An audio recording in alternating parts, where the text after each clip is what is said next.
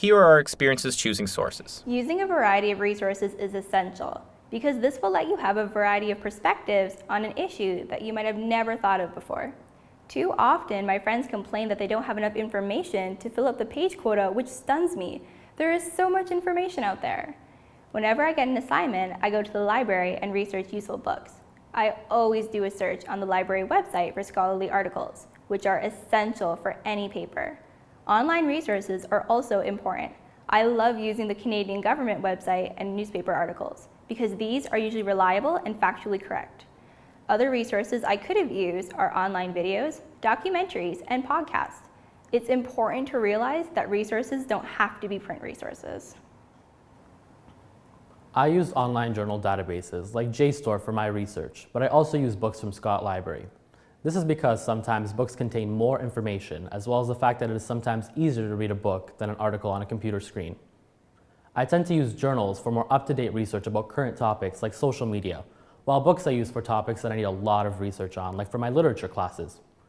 As for online sources, I tend to stick to ebooks or journal articles from websites that I know, like JSTOR, which can all be found from the online library page.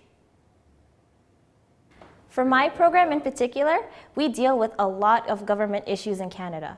It's important to find out information about government service and sources.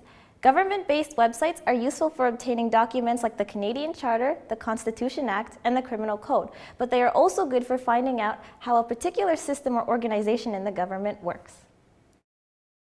There's also a section of the library where they have government documents, which include specific government policies, statistics, and facts about the different cultural industries. Another great resource would be the scholarly articles you can search for on the York Library website. There's an entire guide devoted to communication articles, and every term paper I wrote for communications included at least 2 or 3 articles from that database. For sociology majors, I would suggest keeping up to date with newspaper articles, or better yet, go to Moodle. If you're a communications major, you'll want to check out SMIL, the Sound and Moving Image Library. They have a ton of movies and sound recordings, and the documentaries they have available are fantastic. You can also borrow popular movies when you need a well-deserved study break. And here are our experiences evaluating sources. What I learned after doing the library assignment for my natural science class was how to compare the value of information you get from a popular media source and from a scholarly source. Scholarly sources usually have credentials and backings from certified professionals, while popular media sources do not. Profs do not like students using online resources because the information provided on those sites could be provided by anyone and cannot always be trustworthy. In university, the next 3 years are going to be dedicated to scholarly resources. Just me going on Wikipedia or stuff like that is not going to be good enough because they're not trusted sources. You could actually get laughed at for using sources like Wikipedia. You don't want to have the experience in having your marks deducted from your essay just because you chose a source which is not professional.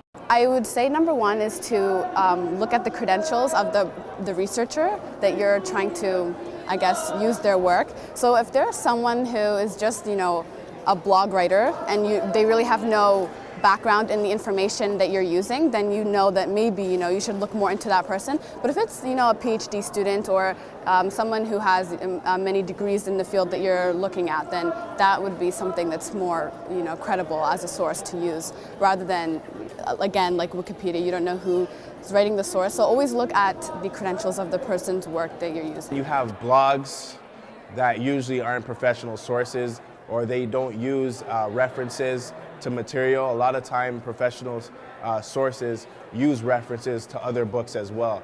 Our tutorial, we kind of had some sessions on how to, pick between academic sources and decide whether or not which one is academic. So that was one of the key things, like figuring out, looking through the books, looking at the editors, looking at the publishers, things like that, to figure out whether or not it's like academic sources you can use.